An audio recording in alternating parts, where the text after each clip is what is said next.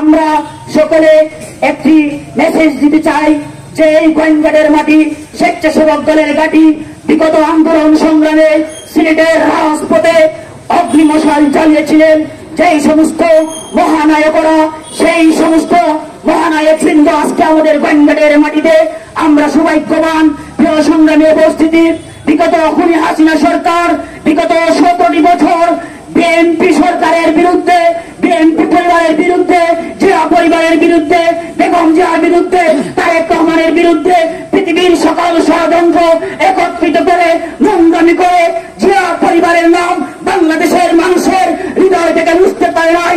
ইনশাআল্লাহ বর্তমানে নব্য যারা বিএনপি জিয়া পরিবারের বিরুদ্ধে ষড়যন্ত্রের চেষ্টা করছে, জিয়া পরিবারকে বাংলাদেশের মানব মাটি থেকে মুছে ফেলার চেষ্টা করছে, বিকার চেষ্টা করছেন, পরিষ্কার ভাষায় জেনে নিতে চাই ইনশাআল্লাহ বাংলাদেশের জমিন থেকে জিয়া পরিবারকে মুছে দিতে পারবে না, পারবে না, পারবে না।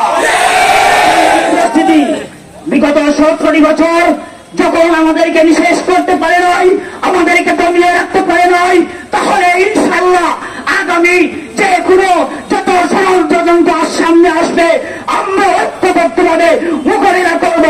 প্রিয় সংগ্রামী উপস্থিতি, সবাইকে সেটা দৃষ্টি রাখতে হবে। আমাদের বিরুদ্ধে গভীর ষড়যন্ত্র চলছে, ভারতীয় ষড়যন্ত্র চলছে। এদেশের নব্য ফেরাউনরা দেশকে কলুষিত করার জন্য, দেশকে ধ্বংস করার জন্য আন্তর্জাতিক ষড়যন্ত্র করে যাচ্ছে।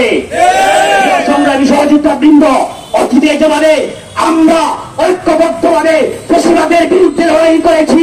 ইনশাআল্লাহ আগামীতেও যে কোনো মোকাবেলায় দেশের জন্য, দলের জন্য, জিয়া পরিবারের জন্য আমরা আমাদের জীবনের শেষ রক্তবিন্দু হলেও জিয়া পরিবারকে রক্ষা করবো ইনশাআল্লাহ। আন্দোলন সংগ্রামে সবাইকে ঐক্যবদ্ধভাবে ওই সমস্ত ষড়যন্ত্রকারীদের বিরুদ্ধে দাঁত ভাঙা জবাব দিতে আমরা সদা সর্বদা প্রস্তুত রয়েছি।